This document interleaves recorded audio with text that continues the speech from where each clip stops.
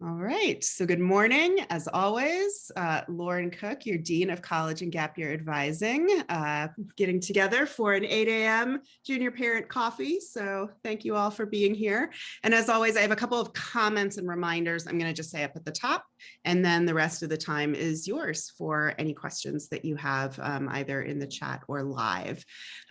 So a couple of things, and we just brought this up, that admission decisions are landing right now for the senior class and have been landing for the last 2 weeks, but this week has started to really get intense and we've got probably another 2 weeks of it.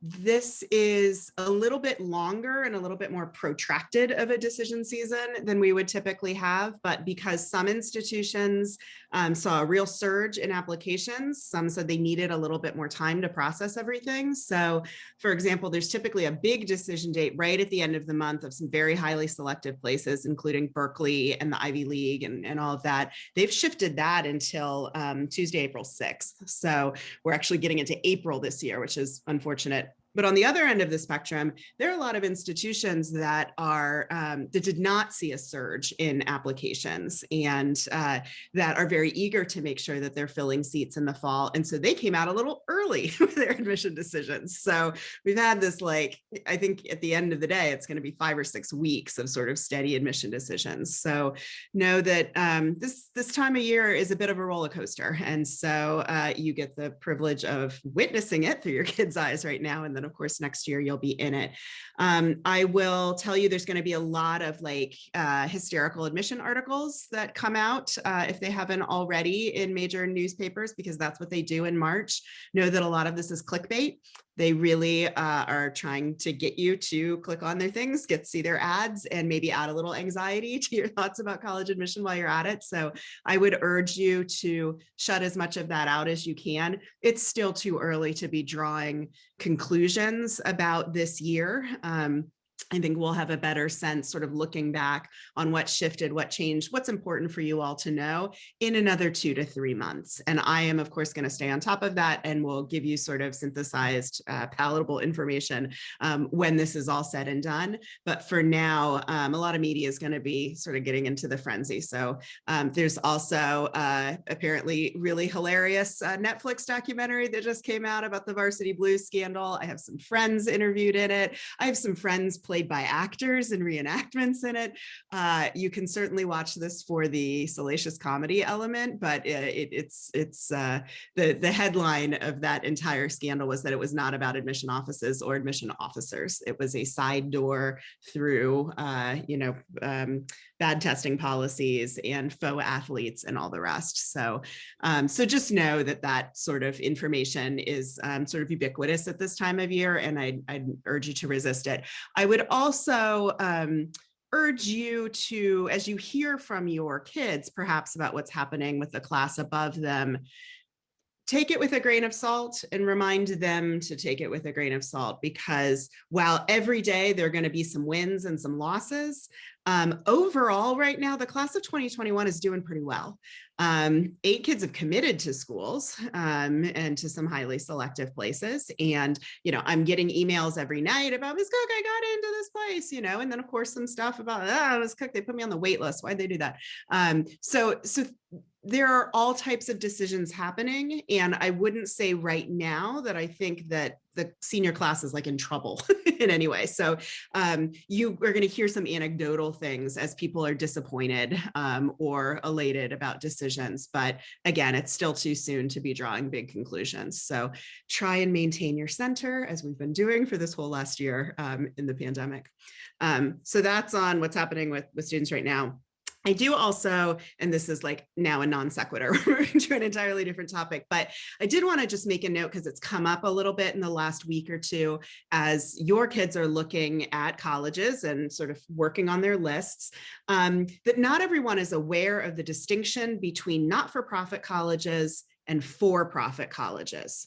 So these are 2 different categories, and most colleges are not for profit, right? Meaning that their mission and their goal is to provide education and that they are serving students and families first. For-profit institutions are beholden first and foremost to investors, right? Because they are making money. So why does this come up? Because for folks looking particularly at some pre-professional kind of tracks, so film, fashion, art, aeronautics.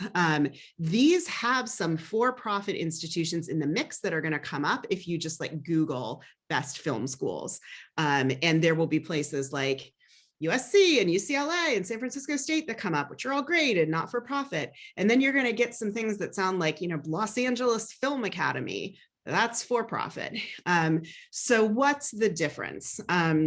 Beyond this investor situation, where you're going to find with for-profit institution, there's more predatory admission practices. They are working on quotas. It's like, in retail where you get some extra points or extra money, the more kids you bring in the door. And so they are the folks who are going to be sort of stalking your children to get them on the mailing list and get them to apply.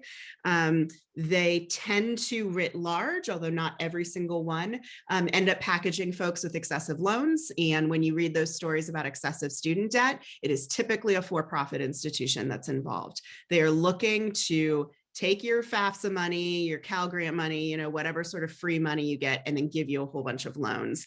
And if you don't graduate, that's okay with them because they got their FAFSA money and, all of that. So it stands to reason. They also have really low graduation rates. The national graduation rate for colleges right now is somewhere in the mid 60%, high 60%, which isn't great, but, depending on the institution, that varies. A lot of for-profit colleges, you can see 20, 30, 40% stats. So that is a good go-to to look at to see, like, is this for-profit institution anything we want to even consider? There can be barriers to transferring out of these places. A lot of not-for-profit institutions don't want to take their credits. So you can start there, you can pay a lot of money, and then you're stuck. It's like you're starting over, transferring somewhere. And obviously they vary wildly in terms of degree quality and how it's sort of viewed in the marketplace. So so first of all, I would always sort of do some Wikipediaing on schools if it's something you haven't heard of. And if your kid is looking at these fields, because then in the first line, they're usually going to say whether it's a nonprofit or a for-profit institution. But if you have any questions at all, let me know. And some for-profits aren't even listed in SCORE. And so that was, that prompted me this morning. I got an email from a student saying, oh, I couldn't find something in SCORE and I'd never heard of it and looked it up. And I was like, yep. So this is a 300-person not-for-profit school that's like 6 years old. So just be aware of that element, which shouldn't be a big part of your search, but might come up in some unique instances. Okay, I'm almost done. 2 more just reminders. I just sent an email to all of your kids that Hillel International is having another sort of college fair week, April 5th through 7th. There are individual colleges that are about 250 that are going to be involved, and then about 150 actual Hillel coordinators that are also going to be involved. And it's everything from some group information sessions to some just drop in and ask a question, to some larger, Hillel sponsored sessions about Jewish life on campus, about, where we're at culturally in terms of BDS and anti-Semitism that might come up. So I think this could be really useful, both to just do a little bit more college shopping, but also if you're curious about Jewish life on certain campuses, you can see if they're participating in the fair, first of all, and then, potentially also attend. So that I sent the link out to your kids, but you also can just go to hillel.org, I think /college fair, or Google Hillel College Fair, and it should come up. And we'll put it on JCHS social media a couple times in the next few weeks. And then the final thing, which I'm going to just drop in the chat, is a reminder about the case study program. So with your requests, we are going to have a JCHS case study on Sunday, April 18th. Just a reminder, this is a mock admission process. And so we're all going to be a part of, I think it's like Plymouth Rock University or something. It's a fake school with some fake applications. And you're going to have probably like 2 reps per breakout room. So you'll have 2 admission reps that are going to guide you through this process of talking about 3 fake applicants in this fake institution. and how to make decisions, how they make decisions, how different pieces of the application are weighted. And at the end, in each room, you're going to have to figure out one student to admit, one to waitlist, and one to deny. And afterwards, I'll collect the data across rooms because often like different decisions are made, and send out to everyone kind of what happened. And I think, as Carolyn had mentioned last time we had a coffee, that this can be really useful, both for your students and for you to just kind of see a little bit of how the sausage is made in the process, right? And we've got 8 great reps that are going to be participating from schools that are pretty popular with our kids. And these are the folks typically who are reading their applications. So I'm not going to be pairing folks by, colleges they're interested in the breakout rooms. But generally, it should be some pretty good exposure. So please RSVP for that. I just sent the link in the chat and I'll push it out a few more times, but I'm really hoping by next Thursday to close out the RSVP form, because I need to schedule some of the breakout rooms and assign reps and all of that. And we're trying to keep it, small, 12 or 15 kind of screens per room so that you're able to have some discussion. So if you might log in and your child might log in, but in different rooms, you should both RSVP because you're 2 different screens. If you're going to sit together, just RSVP once, and that's one screen. So one virtual complication of this, but otherwise I think it should be pretty much like if we were holding it live. Okay, so I'm going to pause with all my talking there and just check what's in the chat so far. Do you think we should look at schools over spring break? Excellent question. Or wait until summer? So I think if there are some local places you want to try and do some driving through during spring break, especially if you've got some cabin fever from being in the house, that you could take a road trip out to Davis or up to Humboldt or whatever the case might be. But I do think the way things are going with vaccines, with President Biden, with things sort of opening up a little bit, I'm starting to feel pretty optimistic about some summer opportunities to visit campuses in person. And so I would not necessarily recommend taking the time during Passover break to get on a plane and spend all the money to really, just walk through a kind of empty campus with no guidance and information. I think that's probably not going to be a great use of your time or resources. Save some of that for the summer. And we've been starting to map out the calendar for next fall. And we're in school 50% of the time in September because of where the holidays fall. So you might have some long weekends there as well in September that you could use to go do some visiting as well.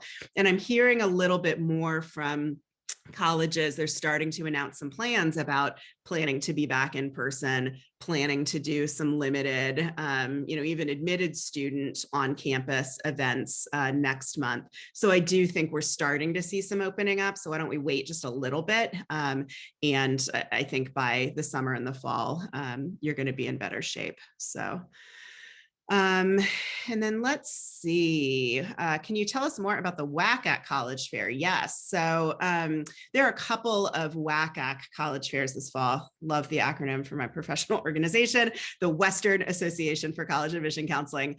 If you go to the wacac.org website and click on College Fairs, you'll see a couple of dates this spring.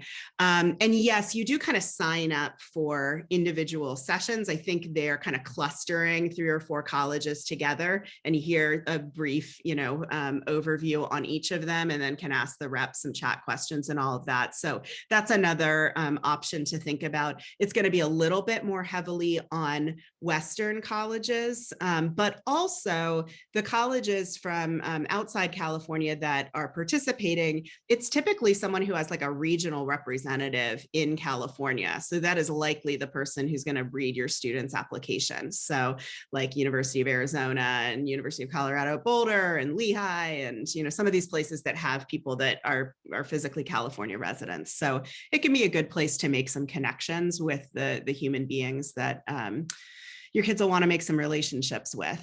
But yeah, a lot of these virtual college fairs, you do at least need to register because they want to collect your students' at least name and email address so that the reps can have that if they went to visit them, right? And can send some follow-up information. But for some of these, you also have to kind of pick some rooms you're going to go to and hear a little bit more about. So what other questions? Kelly, you said, where can we watch it? And I'm not sure what that was referring to because I'm just talking so much. So You're talking about that reenactment? Oh, yeah, it's on Netflix. I think it's okay. the Varsity Blues scandal documentary. So it just came out yesterday. Friends like holding watch parties and playing bingo games with it. And okay, sorry for the derailment. I thought it was something different, and I'm obviously like not had my second cup of coffee, so which is all good. Yeah. Other questions at this point? What's on your mind? I do have a question. Is there any thought yet for JCHS to host their own SAT? Because I was told that some schools are doing that because they've all been canceled and schools are only holding it for their own students. Yes, thank you. I got a question about that from another parent last night. And so here's the scoop. First of all, I'm not surprised that March is getting canceled. And that's why I've been sort of recommending that folks are signing up for April, May, June dates, because I think those have a better chance of running as we get more folks vaccinated and back to school and feeling more comfortable at testing sites. I wasn't aware there are April dates. It depends on the test that you're taking. So it might be the ACT that has a April date. Got it. So yeah, they're kind of on differing months. So Ms. Krieger is our general contact with ACT and the College Board, and she and I checked in about this last night. Last year during 2020, when it was just massive cancellations, you obviously couldn't take a test anywhere.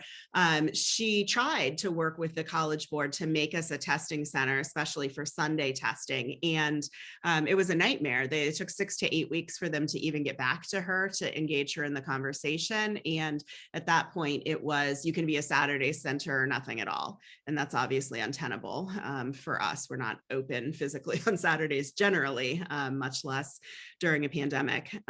So she's going to circle back around to them today and try and see about starting that conversation again. I'm not holding my breath, but I am hopeful that things have changed and that they're kind of loosening up whatever their bureaucratic stuff is now that we're, well into a year into this What process. about pairing up with another school in San Francisco or somewhere else that does have the rights or whatever to host, and maybe our students can be hosted by our proctors, our teachers, and we can just tag along to another school? Is that possible? Yeah, well, just like you had just said, opening testing for just our students, a lot of schools are feeling like if they can get clearance to do this, they're not eager to have guests and visitors on campus, right? And so they are, which is an equity thing, right? Which also makes me a little nervous about us then if we get approval just doing that, like, well, we're going to privilege our kids, but not allow other folks to come in. So it's complicated, but know that I'm on a listserv with Bay Area independent schools, and we're constantly talking about this and what's happening. So if that opportunity presents itself, I'll certainly let you know, and we're trying to work on it, but it's tough, and this is part of the problem with the standardized testing piece of things, and a big reason why so many places are now test optional or test blind. So I will keep you posted, and Ms. Krieger will get back to me as soon as she hears something from College Board. So other questions? What else? I know some folks got grades this week. Well, all of you got grades this week. So I'll also just mention that now sort of Q1 and Q3 are on the permanent record. And some of your kids may have done great. Some of them may have done fine. Some of them you may be a little bit concerned about. And all of that is okay. And keep in mind that, well, yes, we do talk about junior year being important and all of that, that their junior year is going to have a giant asterisk on it, you know, in terms of what we've all been dealing with the virtual learning, with the pandemic, with the mental health struggles, with all of it. And so reps are going to get that, but of course I'm also going to lean into that in my recommendation letters for students and whatnot as well. So but if you have concerns about you know, things that happen with your particular student, or any lingering scheduling questions about next year, please feel free to shoot me an email. I believe that schedules are due tomorrow to Ms. Bregman. So Lauren, I think you've already broached this subject, so apologies for the repeat.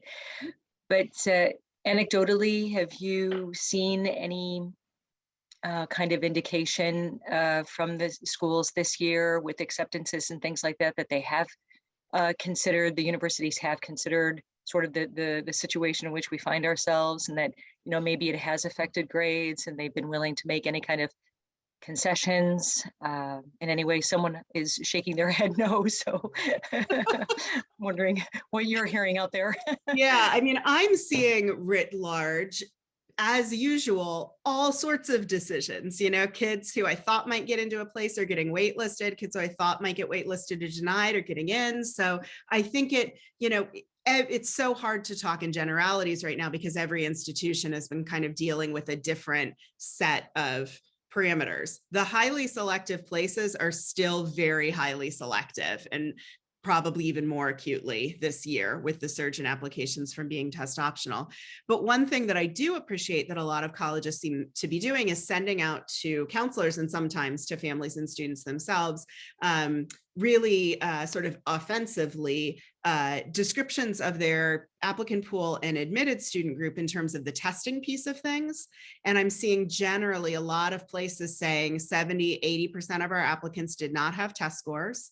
And of our admitted students, 70 to 80% did not have test scores, right? So they are being really transparent about letting us know that was not a detriment to those kids, right? That even if there were some admitted that had test scores, they weren't preferencing kids that had that data point, or they weren't getting advantaged in some way.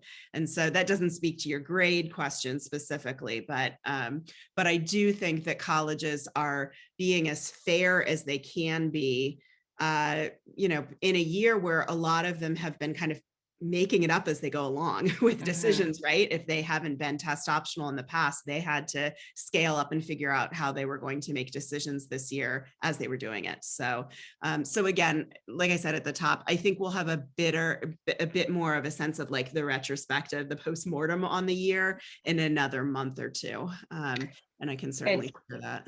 Okay, and I mean, we continue to not apply pressure, but just let our junior know that, you know, he really needs to keep pace with, you know, what's going on, and just sort of make sure that his grades are where they have to be in the schools that he's looking at. Mm-hmm. Yeah, absolutely. And there was a question in the chat about sort of what years are schools looking at grades from, and generally all 4 years matter.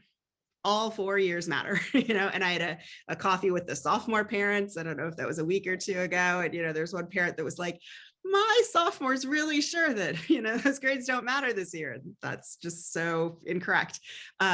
But that said, there's a couple of caveats. You know, freshman year, I think, gets the least emphasis because it's the furthest from the point of admission and can involve some transition, you know, between whatever sort of middle school environment you were in and arriving at JCHS.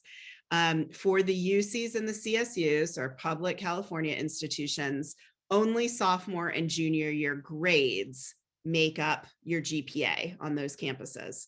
They look at everything. Your curriculum's still very important, and you do input your grades from freshman year into your application. So they see them sort of optically. They just don't get factored into the GPA that gets spit out at the end of the day. So, so that is, you know, a real a very real concern in this year for juniors that, this is 50% of that UC CSU range. But again, colleges are going to understand that this year has just been incredibly unique.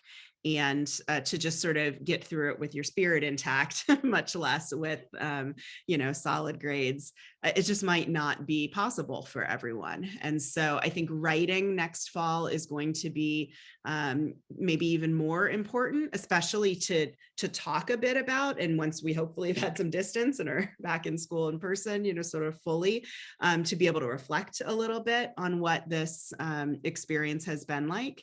And, choosing those recommendation letters. And I know you just got some narrative feedback from faculty from Q1 and Q3.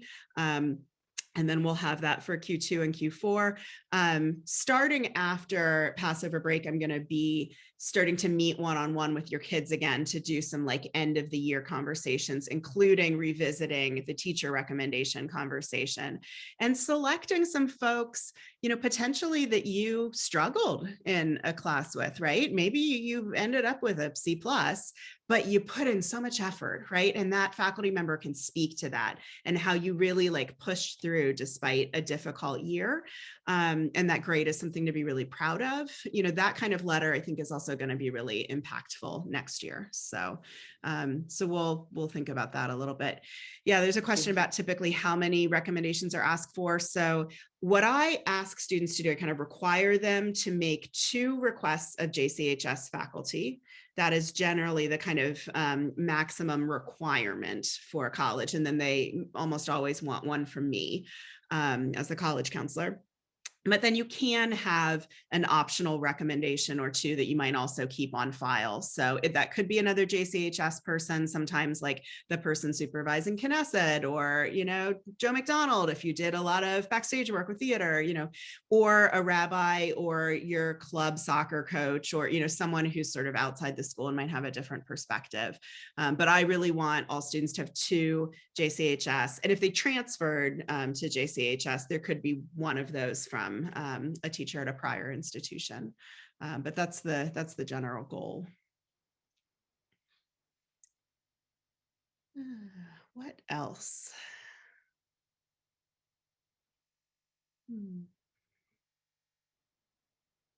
And I'll say a bit more at the end of Pesach break. I'll send some emails to folks about signing up for that second round of meetings with me. We will touch on the teacher recommendation piece of things. We'll check in on their list. If they aren't following schools yet in SCORE or following very few, I will nudge them to get more serious about doing that research. If they have sat in on any virtual stuff, or if you guys have driven through a campus, I'll want to get a bit of a download on what they thought of those. Sometimes a little bit of processing if they're kind of feeling right now like everything sounds fine, to help them pick it apart a little bit and be a little bit more discerning. And if they've done U Science, and I do think there's probably 20 or so of the juniors who've done the U Science games in SCORE. SCORE just redid the platform so that I can really peer in and look at those. So I think we can also talk about those a little bit, because sometimes I think students aren't quite sure what to do with them if they have a list of 50 possible careers they'd be good at, that we can talk a little bit more about how to use that helpfully. Yeah, Naomi. I hate circling back to something that's really just gossipy or something, but I just want to, it's just, there's so much happening right now with acceptance and with, if any of us have friends of kids a grade above us, there's just a lot going on. And one rumor I heard, and I just want to go to the source instead of cycling out with my neuroses that is overgrown right now. But what a mom I spoke to said that because so many schools are test optional or test blind, that certain schools had a huge influx of applicants because kids that maybe wouldn't apply to a UCLA or a Berkeley or maybe a UC Santa Barbara or whatnot applied anyway because maybe they had a strong GPA, but they weren't strong test takers. So they had more applicants because of that caveat. And Mhm. I'm just wondering, number one, is that true? And number two, how will that affect our class? And like I'm my kid has a not great GPA, but is a decent test taker. So he really wants to take the SAT and ACT to see where he falls. So Mhm. we're going to try to do that no matter what. But I just want to know how really will that impact our class? Yeah, excellent question. So first of all, yes, this is true. At especially super uber selective institutions, because keep in mind that these are places where if they're printing an average SAT score, it might, we're talking about the Ivy League institutions, about Stanford, about University of Chicago, about places that might have like an 8% admit rate or under, right? That when they're printing those averages of admitted student test scores, it's going to say something like 1550 to 1600, right? It's just this like sky high nosebleed scores. That's the average, right? So when you remove that, it is both a real and perceived barrier for some students to see as removed, right? So I think students are behaving sort of rationally in a way, thinking, well, now maybe I have a better chance at admission if I'm not a great test taker and have strong, all this other stuff. Now, there's also, of course, a bunch of kids in those inflated pools that don't have strong test scores or strong everything else, right? But they're also throwing their hat in the ring, feeling like, well, now, because I do think there are a lot of kids that view college admission as a lottery, right? And that it's just random. And that is not the case. It's not fair, right? But it's rational. Like colleges are making rational decisions and they are digging into your kids' applications and making choices based on what your kids present and what the college needs. So all of that said, yes, I mean, UCLA had 30% more applications this year. I think Harvard said they had a 60% increase in applications. It's just bananas. But know that it, again, as a lot of these articles tend to be that come out right now, they are extremely focused on probably 30, 40, 50 colleges in the country that are the most selective and paying no attention to the other 4,000, right? Many of whom did not have a surge in applications, maybe at a decline in applications. And are more than happy to take your kids. And, I'm seeing the bottom 10 GPAs in the JCHS senior class right now all have multiple four-year college options. So there are opportunities for everyone. Is everyone getting into their top choice? No. And especially this year, that, is a harder hill to climb. But are there second or third choice, in the mix? A lot of the time, yeah. So you are going to hear some upset. You're going to hear some confusion. You also have to remember that a student's perception of where they should have gotten into may be different from the reality of where I thought they were going to get into, right? So there's a lot of shades of gray here. And yes, we're going to have kids denied that I thought, would have been a perfect match. And maybe the rep thought would have been a perfect match. And the numbers, there's just not room. So, so just in the next few weeks, try and take some deep breaths as we go through this, because you're going to hear all of this stuff. And ultimately, everyone's going to find a home. And, I always ask the class that just graduated to send some advice to this year's class. And I didn't do that this year because so many of them took a gap year because they didn't want to do online school from their dining room with their parents, hovering over them. But in prior years, all of the advice has always been like, don't get so wedded to or in love with like one place, because you will be happy in so many different places. And I'm not at my first choice school and I love it. So know that there's multiple pathways here and they are still so far from making decisions and sending applications in and all the rest. We got lots of time. And I don't know how it's going to affect your kids' class explicitly. I do think folks will get some messages once all the decisions hit this year and the dust settles that just because we're removing the testing option in some ways doesn't mean that's a silver bullet for you to now be admitted, right? And so maybe the class of 2022 will behave a little bit more rationally rather than just sort of throwing their hat in the ring in lots of places. I also think that colleges are going to be better at this test optional landscape next year, right? Because they will have had practice and they will see, you know, how they yield students from the class of 2021, how they show up on campus. If they do, you know, like they'll learn some things from the process that I think will ultimately be helpful for your kids too. That was a super long answer to your question, but I hope that helped. Yeah. Couple of questions in the chat. Given we don't know if the ACT or SAT will be given, should we be focusing more on AP test prep versus standardized test prep? Yeah, so this is a really good question because I have not seen any school, unless they're saying they're test blind, that has announced we're test optional and we don't want to see AP scores.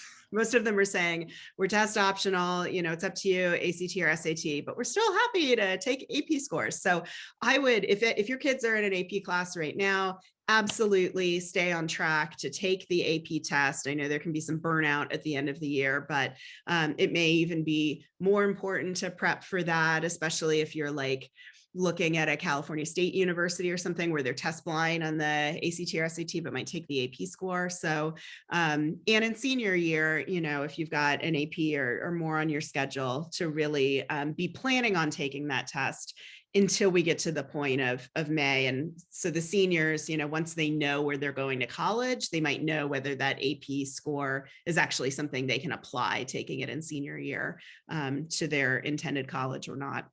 And, you know, the testing situation, there are a handful of kids in this class where I have said, you know what, because you are just looking at the UCs and CSUs, and we now know that's a pretty much test blind scenario. I don't see the point in you spending time prepping, practicing, taking the test when it seems like you're not going to use this data point. Now, anyone who's looking outside of the UCs or CSUs, I think it's a judgment call. And, you know, as you said, Naomi, if your child feels like testing can be a strong suit for them, then like go for it. Like let's add whatever a strong data point or factor in the application that we can. If your kid is not a great test taker or not excited about doing this, you know, then I think we can talk about whether it's necessary. And then of course, there's a whole sliding scale of how much time you might need to spend on prep or not. So those are some individual, you know, prescriptions that we can talk about for your student. But yeah, I do think AP testing is still going to be important, and it gives a little bit more information about mastery of a particular subject. And so I do think colleges aren't going to really writ large throw out that particular data point anytime soon. Then there's a question about any interview prep this year. Yes. So one thing that I do every August, typically the middle of the month, if we are fully back at school, it's usually the first day that there are some athletic practices or theater rehearsals. That morning, I run like a 5-hour admission boot camp, college admission boot camp. If we're not in person, or if reps aren't able to be in person, then we might do it virtually. We did it virtually this past year. I get about 10 college reps to come in, and we do a couple of different things. Have a workshop just on generally the interview, some do's and don'ts, do a little playing around with sort of questions that might be asked and all of that. And then the bulk of the time is letting students break out and meet with reps one-on-one. And you can do a mock interview and practice and get some feedback. You can have them look over your college essay. And so whether that's something that you did the spring in English class or you've been working on it during the summer, they will read it and give you some feedback on things to work on. You could maybe do both. And then I'm also available for drop-in time over that. So kids are also meeting with me about questions going into the fall. And then I am also happy to do mock interview practice with kids as we get into the fall, because sometimes folks in August are not quite there, or they do it and then they don't have their first interview until November. And so I'm more than happy to sit down and do 20 minutes of, sort of role playing and then giving them some feedback on things to work on or if things are going great. So, yeah. And yeah, so all things being equal, should we postpone potential college visits and interviews until the fall? So I would say it's totally fine, especially if we start getting more notice that campuses might be open for some limited visits to visit during the summer. But interviews, I would hold off on. I think that interviews are most effective in the fall of senior year. You can speak to senior year. Maybe life has gotten a little bit back to normal. And so you might be, in a different headspace that you're going to be in sort of full pandemic quarantine mode still. And you might know more about the school. And so if you go into an interview in June with the school, you might be asking questions like, wait, how many students are here? Like some really basic stuff, where if you're doing it in October, you can have a more sophisticated level of conversation with the rep about, well, tell me about the studio art major and, what are the requirements of it? How many electives can I do? As opposed to some of the really perfunctory stuff that's on their website. Not that reps aren't happy to answer that, but they're going to get the impression that you don't know them very well, right? So holding off on the interviews until the fall is great. And then there's a question about when are applications released? So this is not something you want to start on anytime soon, because colleges, once they've made all their admission decisions or get kids enrolled, then they update their applications for the class of 2022. So typically August 1st is like the magical date when the UCs release their new application, when the Common App releases its new application. And if members have certain individual questions, like why do you want to go to NYU, they have tweaked it if they're going to tweak it. So working on something before August 1st, you could get started on the data entry element, especially of the Common application. And they can pull some of that data over when it kind of rolls over on August 1st. But it can be messy, right? If they add a question or remove a question or whatnot. So I think some kids feel like they've spun their wheels a little bit if they start before August 1st. What you can be working on is polishing that Common App essay, working on some of the UC personal insight questions. Some of the writing can be worked on over the summer, as well as really getting to know the colleges on your list and kind of, tweaking and perfecting your list more. And then starting in August, I'll record some application videos again, have some drop-in time during study halls in the first, month or two of the school year. And I'll really help kids with the data entry pieces of that. So there's also got a direct message about just kind of the gap between if you had an AP class that just ended in Q3, but you've got an AP test in May. This was, a concern that came up as we were talking about the quarter system, and it's certainly not ideal. But I would say, doing some obviously just review of class notes and maybe getting a little study group together on Zoom or in the courtyard at school or whatnot, once you get closer to the test date to refresh material would be great. There are also, some AP test prep guides. You could just buy one of these little books for the AP Spanish, exam or whatever, to run through some practice questions and all of that, just to kind of keep the memory fresh. Probably not worth doing in the next 2 or 3 weeks, but like by the middle of April, depending on when the test is, revisiting it at that point. And we will hope for the best. And I may have addressed this in the last coffee. I get this question from kids a lot, if we know about the quarter semester situation for next year, because obviously this quarter thing has been new and had some pros and had some cons. And we don't know yet. It's all about San Francisco Department of Public Health social distancing guidelines, because the whole reason for the quarters was to create the cohorts, was to allow us to have half capacity in the building at all time, because that's 6 foot of distance that's required between people. We can't have the full school in the building at once and meet the social distancing guidelines as they stand. So if they reduce that 6 foot situation at some point in the next 5 months, then I think we can think about going back to a more normal semester schedule, but we're kind of at the mercy right now of public health guidelines, and we're watching and waiting on that. So, yeah. What else? So my child doesn't want help, but is not moving on thinking about colleges yet. I so get that. And that's normal in a non-pandemic year. And I would say that, I was getting those questions from parents last summer from the class of 2021. They still don't want to, I'm panicked because now it's July and we still don't have much of a list.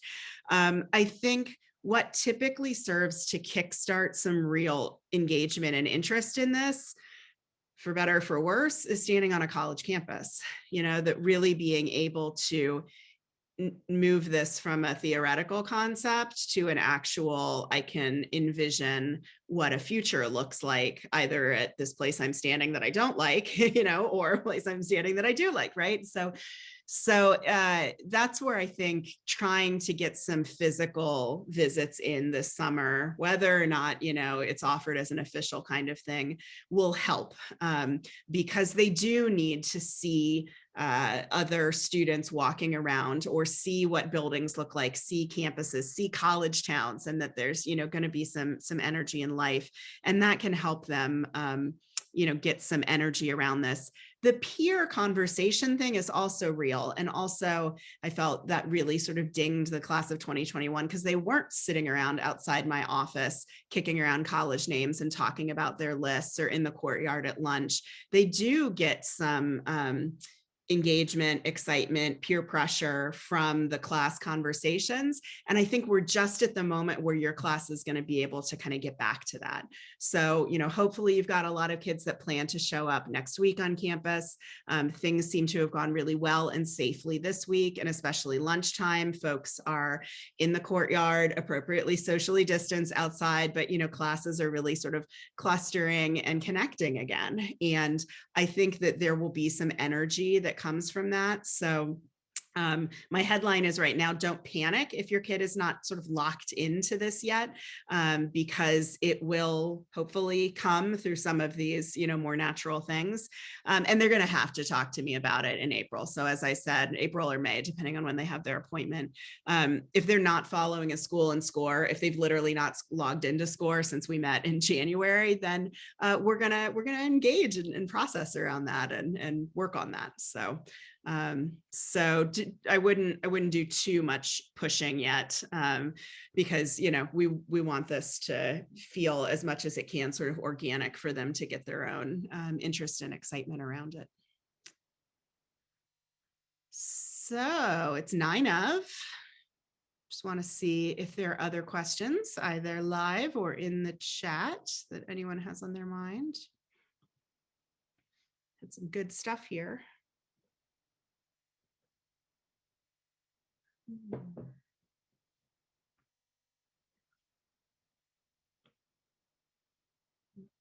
All right. Well, maybe we've run the gamut. I'm going to just put in the chat one more time the case study response form, and this will be in the week ahead tomorrow. I'll push it out again next week. It really can be very useful for you and your kids to be involved in that. And if there's nothing else, I think we can call it for Thursday, March 18th. But thank you all for being here, and enjoy the rest of your day.